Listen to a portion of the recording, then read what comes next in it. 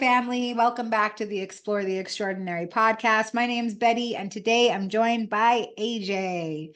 And AJ is a spiritual journalist. He had a near-death-like experience in the early 90s, and he's from Venezuela.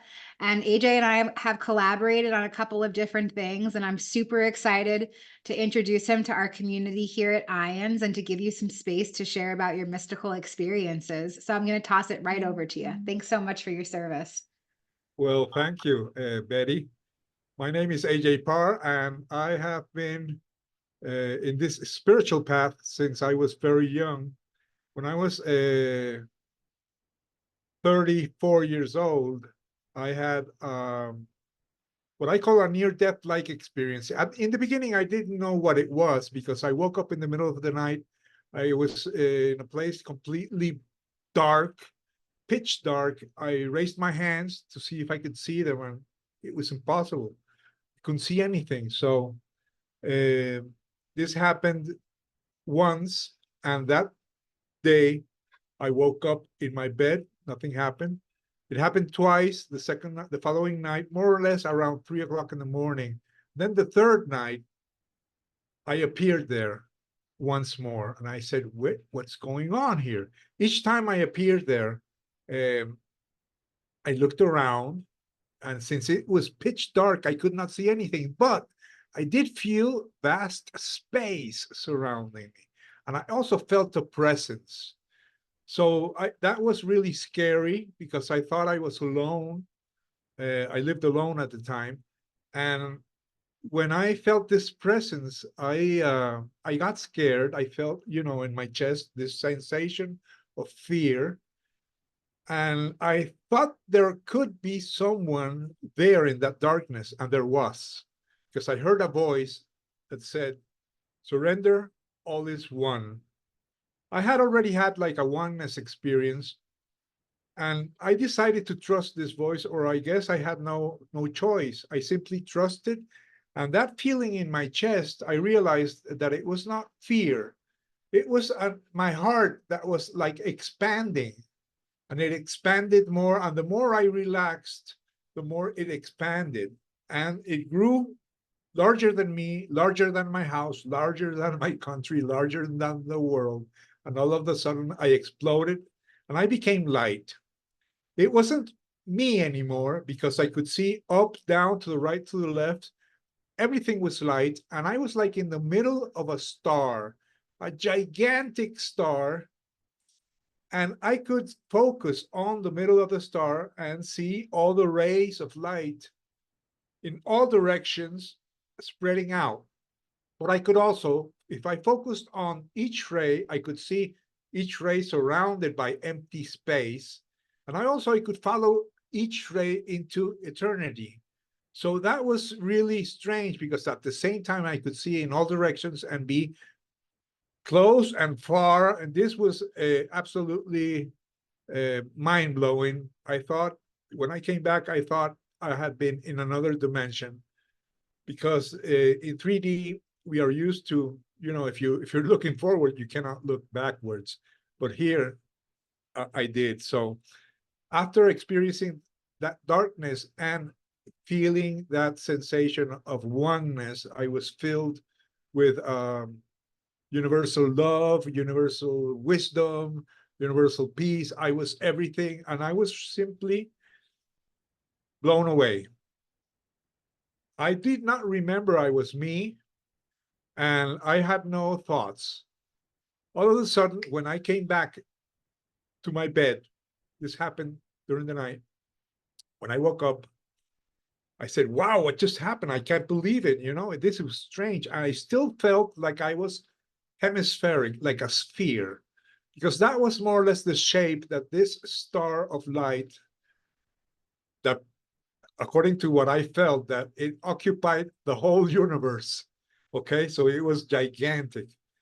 When I woke up, I felt that I was still hemispheric and that my body went further than my physical body. So what I did is I got up from my bed, since I had the feeling that I was more than me, that I also was the rest of the universe. I went up to the wall and I leaned against the wall and I pressed my hand against the wall. And I could feel that I was the hand pressing against the wall, but I was also the wall pressing back. I could feel both consciousness. So I was really, I could not explain it. This is what they call an ineffable experience. There are no words to describe it. This happened in 1991, and I could not make sense of it. So I, more or less, I asked the universe what had happened, you know? And I got this download. It was like a small poem.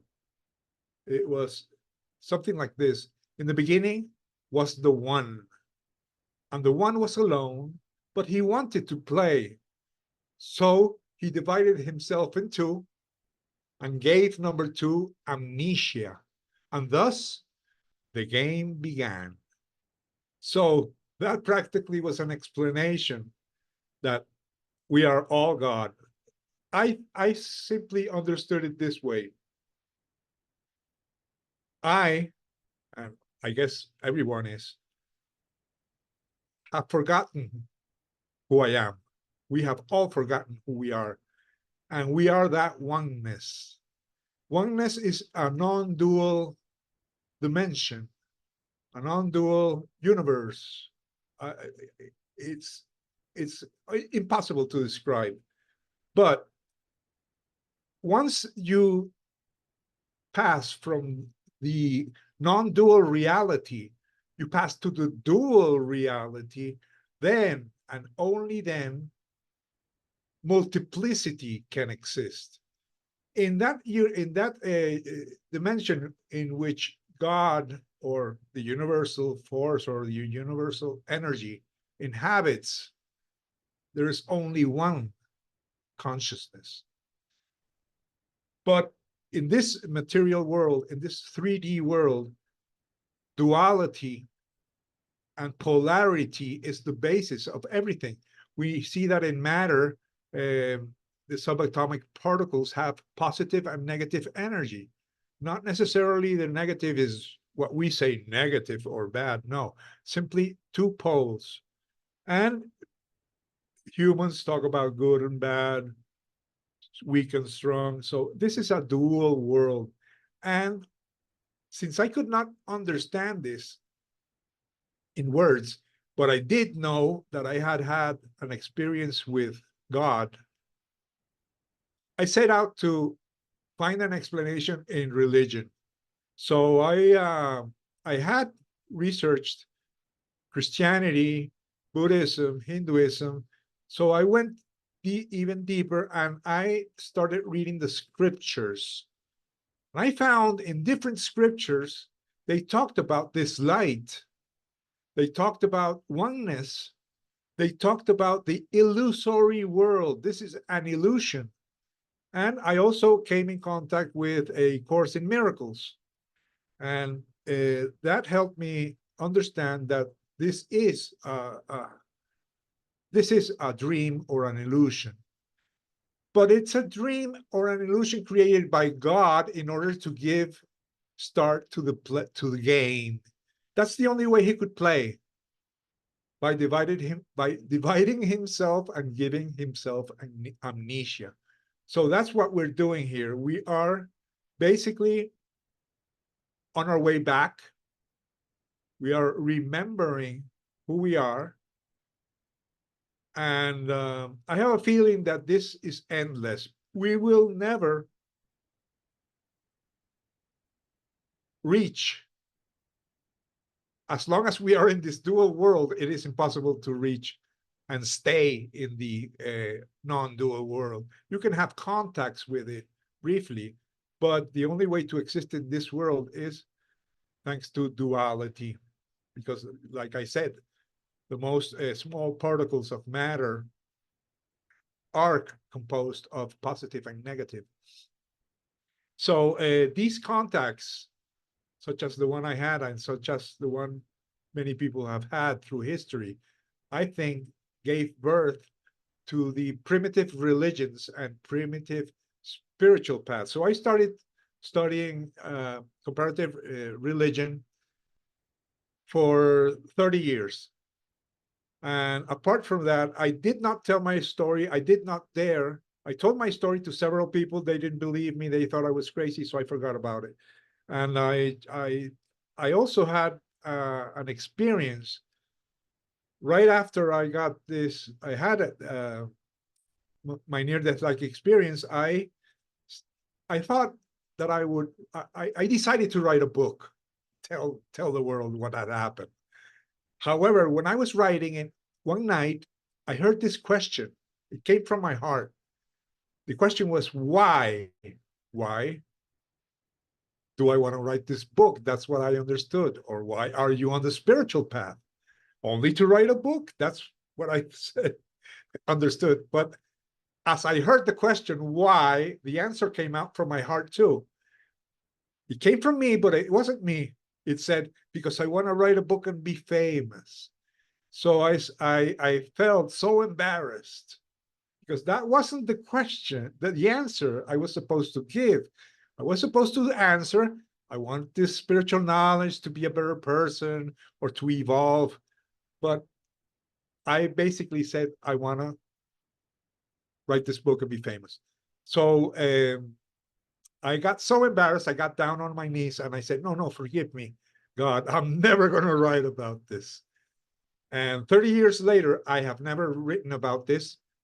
I wrote over 20 spiritual books, but I have not mentioned it, but I will. Now, around 4 years ago, I had a friend who had a near-death experience. This was a female journalist.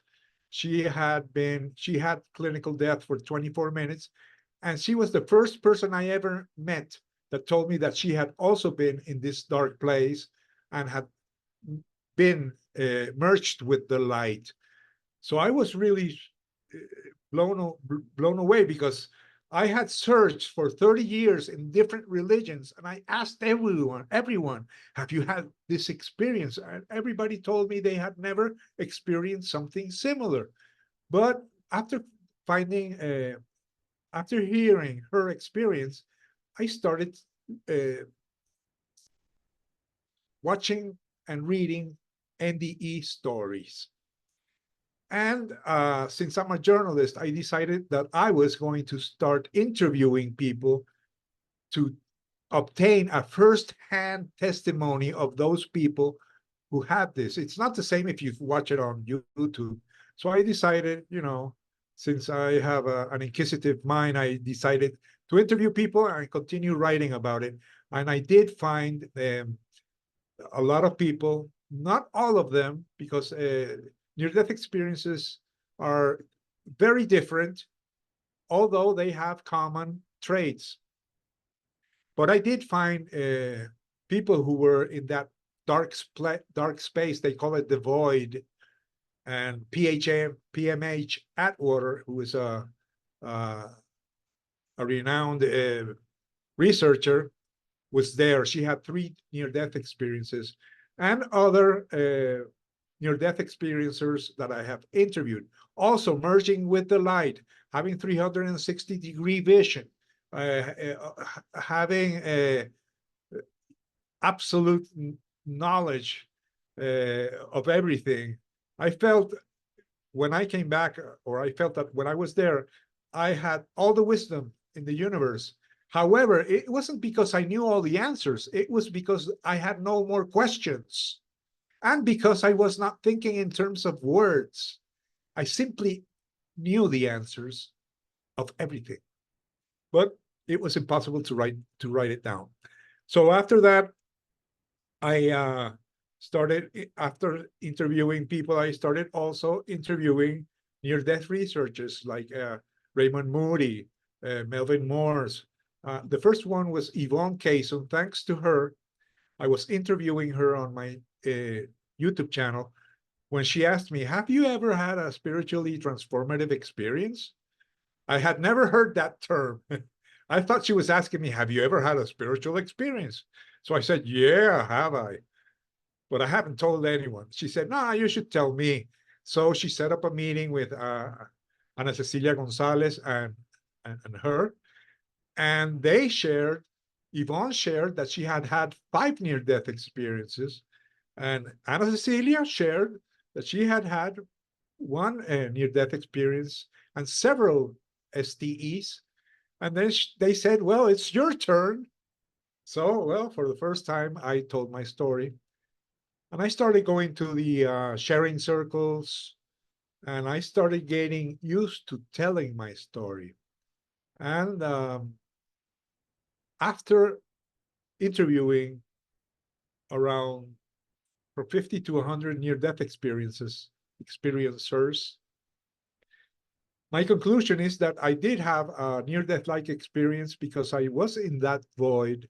I was in that light, and I have several of the common traits. And the book I wrote about NDEs is called Stairway to Heaven, 25 Near-Death Experiences about Encounters with God, Jesus, and Paradise. And I found 9 commonalities that I mentioned in that book. And the main one, the one that I have most seen, is meeting the light, an encounter with the light. That's basically my story. Thanks for sharing, AJ. Wow, you shared so much and you shared so eloquently. So well said. You know what? I love people who create conscious space for others. I think that it's so important to create a space, a podcast, a video, a vlog, a blog, whatever it is, writing books, to talk about these really large, expansive things, like asking quantum questions. What are we doing here? Who are we? Where do we come from? And really diving into that esoteric information, which is so much of what I heard you share about. And I wrote down something that you said: surrender, all is one. So I'm curious about, what is your life like day to day, knowing, like, this deep internal spiritual knowing of that we are all one, but still getting angry in traffic or hating to wait in line at the grocery store, but knowing that these people are actually all us. How does that work in your human life? Well, my human life, I'm a writer. I'm also an editor, and I'm a writing coach. I just helped. Uh, I'm helping several NDEers, and I just published a book written by Mike Benavi, The Soul Guide. So I just helped him publish it. I help people publish their book. I help people write their books, and I'm like a book mentor. But after that, and also before that, I have been, I don't know if it's blessed. I guess it's blessed. But every now and then I have lucid dreams. I see spiritual masters. I have like tests, trials in my dreams. I have undergone initiations and many things that show me that I have not reached the end or the top of the ladder. I do not consider myself an enlightened being. No, I'm working on it every day. But I did decide to dedicate my life to creativity, to be a writer. And when I decided that, for about a year or two, I didn't make any money, or hardly any. But that's what I wanted to do. So I followed my passion. Okay. So that's one of the things I learned, that you must follow your passion. Because in this world, since it's an illusory world, if you only go after the money or the power or the fame, it will not be as satisfying as following your passion, following your roots, following that inner creativity that we all have. In my case, I love to write. I like to read, and I was also a musician. I like everything that has to do with creativity. I stopped having a regular job around 20 years ago, and I tried to be an entrepreneur many times. And I work at home, so my life is pretty great, I can say. Uh, I am always joining new religions and sects just to continue my investigation. I have received many initiations. There are many meditation techniques I have learned. Uh,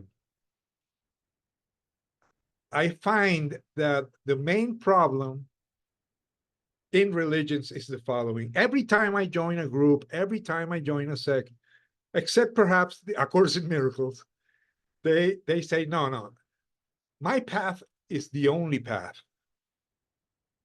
For example, I can go to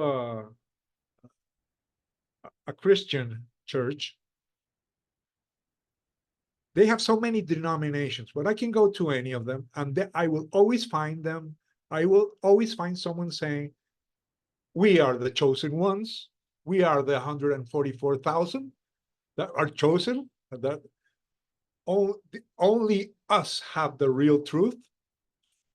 And I found that among Buddhists, among Hinduists, among Catholics, among Christians, Gnostics, Freemasons, and more recently in other sects that I prefer not to mention. But that is a common thing. It is like an illusion. I call it the Tower of Babel syndrome. That is, it's like the Tower of Babel. In the Bible, there's a story of the Tower of Babel. Everyone who went and worked, this was a building they built. They wanted to reach heaven. Okay, so they started building this building, and God, to prevent them from reaching heaven, made them speak in different tongues. And so since they could not understand each other, they could not continue building this tower. So many years ago, I had this idea that the tower is whatever mean we choose to reach heaven, to reach God. It can be meditation, it can be ayahuasca, it can be whatever. Okay? There are many ways of reaching heaven. So, what if you reach heaven, or it could be a near-death experience too. If you manage to reach heaven, the top of the tower, and meet that non-dual universe of oneness, when you come back, you will be speaking a different language. Everyone will be speaking a different language. Why? Because one person will say, I saw Buddha. The other will say, I saw Krishna. The other will say, I saw Jesus. The other will say, I saw some light beings. The other will say, I saw some angels. And depending on your culture, you will believe that what you saw is the only true. And you will say, oh, I saw Krishna. So only Krishna and Hinduism is the real religion. Or I saw Jesus, therefore I am a Christian and everybody should be Christians. No, that is the Tower of Babel syndrome. It makes us feel like we have the truth, we own the truth. But there are other religions like Zen Buddhism, which is against reaching conclusions, mental conclusions. You cannot say this is the only path. The word path is also an illusion. Anything you can say about God, about the spiritual world, is an illusion. It's a mistake. That's why in Taoism, they say the Tao that you speak about, the Tao for them is like God. The Tao that you speak about is not the Tao. The God we speak about is not God. The Jesus we talk about is not Jesus. So that's the mistake we make. We normally think that there is a logical explanation behind faith or behind spirituality. But spirituality is a practice, not something you learn in books, not something, it's not even something that makes you a saint. No, spirituality is understanding that the present moment and oneness is all. Thank you for sharing that. I love everything that you're saying. I love the oneness of humanity, the oneness of religion, and spiritual autonomy. That's what I hear that's what I hear you saying. It's not going to be a one size fits all because we're down here on earth having our individual personality profiles, even the same way that not all near death experiences are the same, not all mystical experiences are the same. You're right. It's almost like it's tailored to the person's personality, to their culture. I mean, occasionally you hear about like that cross culture stuff, but I love everything that you just shared. I think that it's really important to remember that we don't know anything. Whether Right, you've had a spiritual experience or you haven't, all of us are just kind of like sifting around in this big fishbowl of life, just, right. and I love how you talked about independent investigation. I'm like really being hungry for that. Do you find that you're searching more for spiritual understanding when you're putting yourself in different faiths and groups, or are you looking for more of a sense of community? Well, I try to find the commonalities among them, and I also seek mystical experiences. However, I have found that most spiritual paths are not based on spiritual experiences. They are based more on ceremonies and on theory. So it's kind of hard. But like I said, even if I don't try, every once in a while I have a dream in which I will be asked questions, and I realize that I am having a contact with the spiritual world, and sometimes they pull my ears because I'm not doing things right. But in the end, there is no right and wrong. We are each doing what we are meant to do, and we are all on the same path, even if we are in different religions. But we are in the infancy of humanity. We are still like in prehistoric times.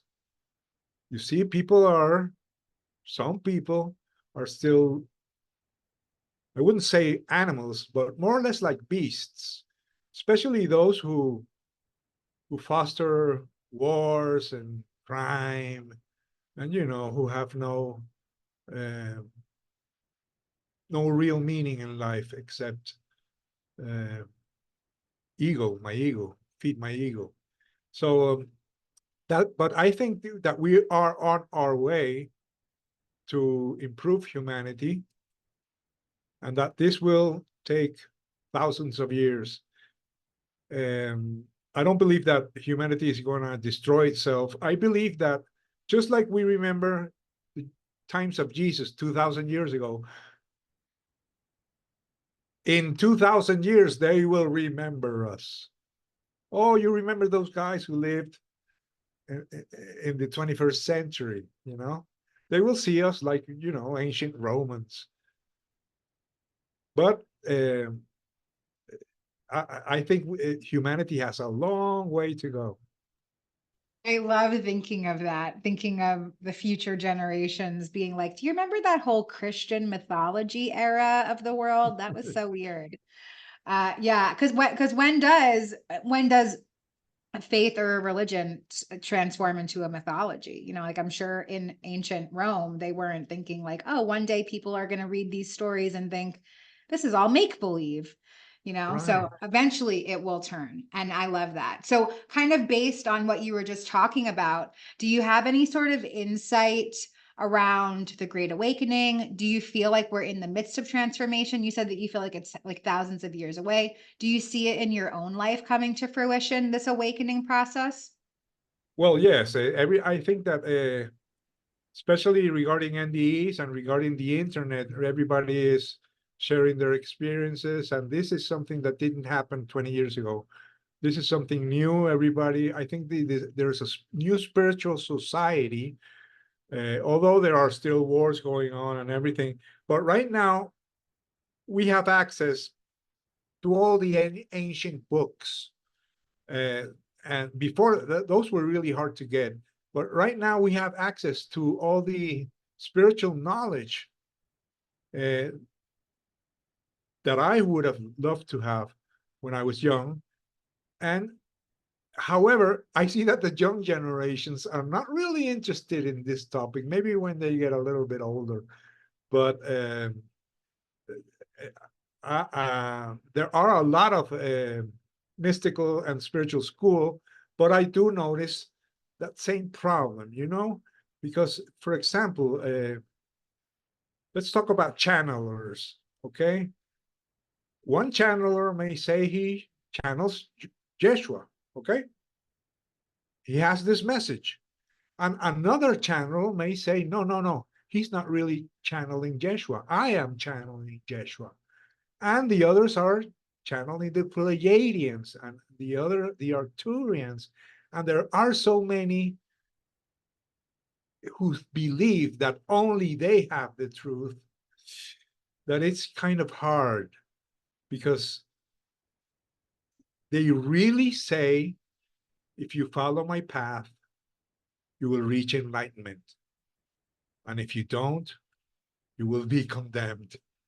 So it's really hard to see if this is. I think in the long run, it's good to have so many alternatives, but people have to realize that the Tower of Babel syndrome exists. I had a friend, he used to meditate, and he spent some years in Tibet with the lamas.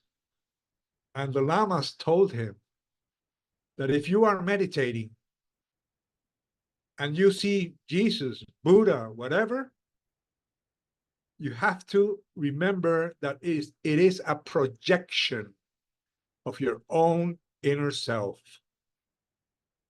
So people do not understand that we have a higher self. We have God within us. We are God.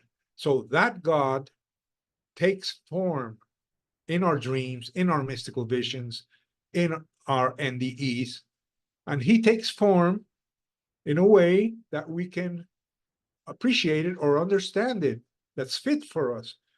For example, someone 5,000 years ago in the African jungle, he sees a being of light. He would say it's one of his African gods. And if he's an Eskimo in Alaska, 2,000 years ago, he never heard about Christ. And he sees this loving being full of light that we call Christ. He would give it another name, an Eskimo god. And in the past, in Egypt, in ancient Egypt, they would say it's the god Ra, the sun, or Apollo, the Greeks. So I don't believe that that these beings of light, or that the being of light we call Jesus, only exists since 2,000 years ago. No.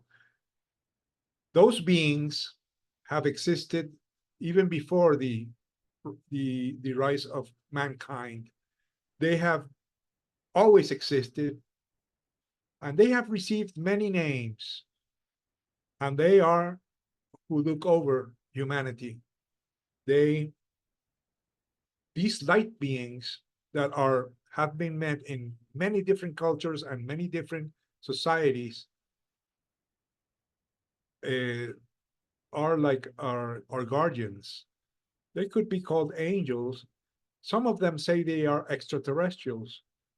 Others say they are simply God, or workers of God.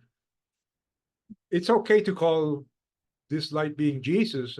That's what I do. No, I believe in Jesus, but I also know that 3,000 years ago, before Jesus was born, that being of light existed, and he was not called Jesus.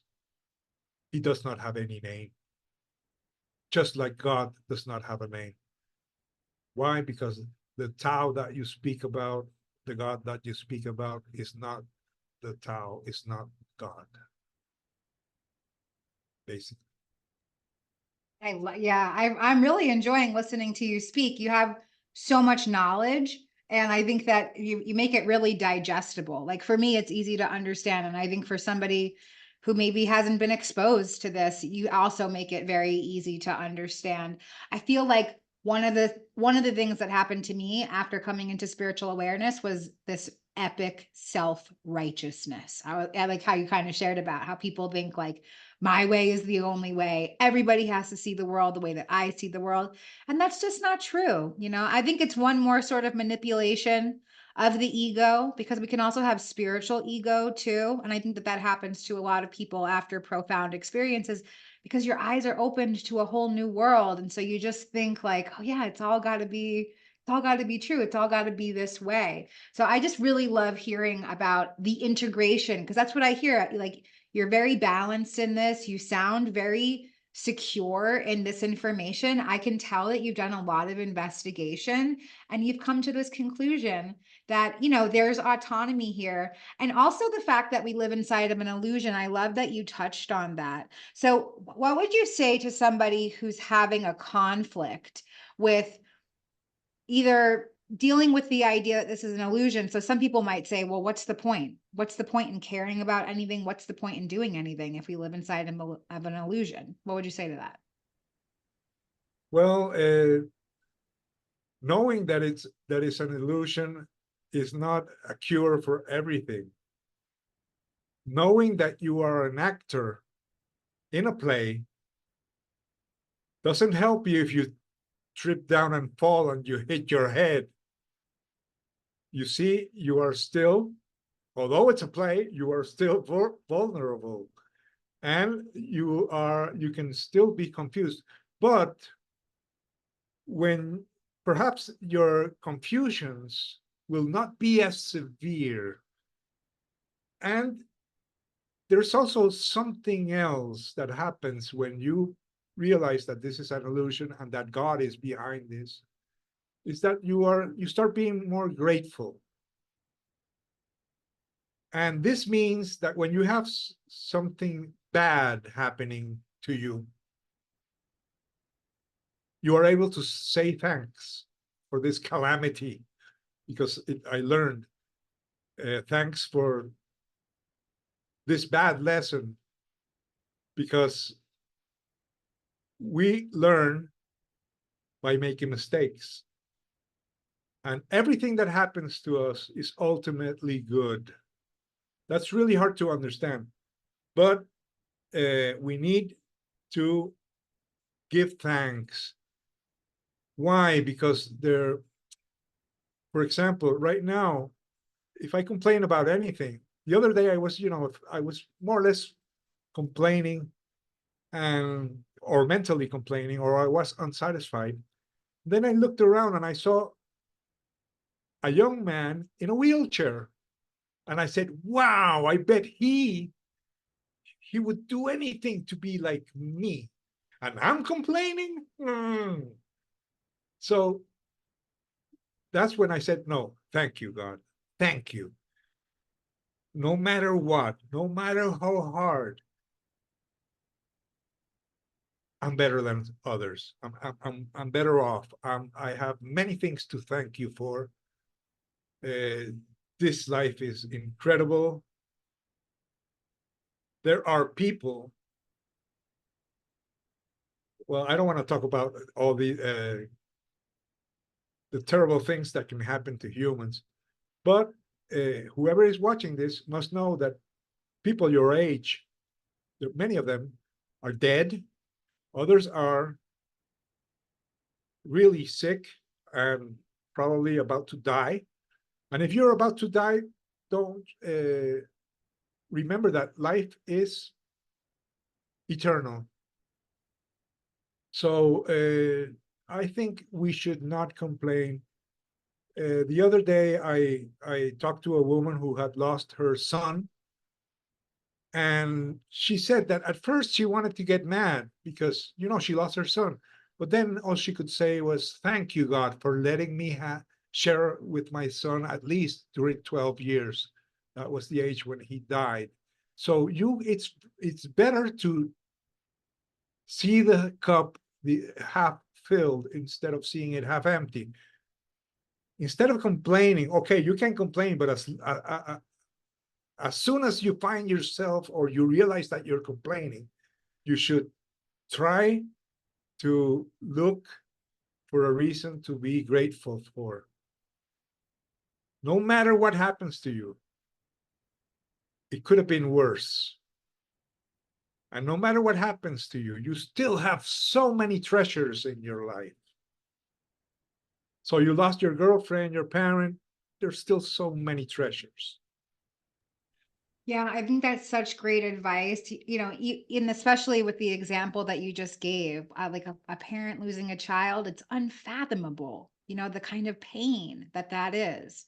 And if somebody who's undergone a loss like that can find joy in their life, then, you know, yeah, I love the conception of that, thinking that there's some sort of saying, I won't even try to repeat it because I'll definitely butcher it all up, but you know, like I would rather pick up the weight of my cross than carry somebody else's. Like you go into this big room and you see all these crosses and you end up picking the same cross that you walked into the room with, because we just don't know. We just don't know what other people's experiences are like. We don't know what kind of pain people are carrying around. So, you know, I truly believe that we've designed many of the challenges in our life. And so I Yes, don't think that our soul designed it so that we I agree with you. couldn't You know, break through. I always remember your story, Betty, and I always remember that, you know, we had this contract before we came, just like you mentioned, or just like you found out in your near death like experience. So it's just like you say, you know, we are the only ones to blame. I love that. Yeah. You know, and I don't think that I don't think that this is a story that helps me. And I don't think that my soul signed up for something that I can't handle. Again, like you said, we're actors and actresses in a play of life. It's just a movie. It's just a story. So I also loved hearing what you said. Like if somebody is close to exiting this part that they're playing, the same way that you see a regular movie, when the actor dies in the movie, that actor gets up after they yell cut, takes off their costume, and goes home. And I think that it's a lot like that for us too. And I really enjoyed our time together today. I want to see if there's anything else that you'd like to share to feel more complete. Well, basically, I invite everyone to see my YouTube channel, AJ Parr, spiritual journalist. And if you want to write a book, if you have had a near-death experience and you don't know how to write your book and you feel that you would like to, I can give you a free consultation. So reach out. I will help you out and see what you have. Okay. And apart from that, thank you, Betty. I really appreciate it. And I really love the series we're doing on A Course in Miracles. I hope we can continue. Yes, absolutely. Thank you so much, AJ. And all of your links will be in the liner notes of this episode. So please connect with AJ if you feel called to. And I'm so grateful for this space. And thank you again for serving our community at IANDS. We'll see you next time.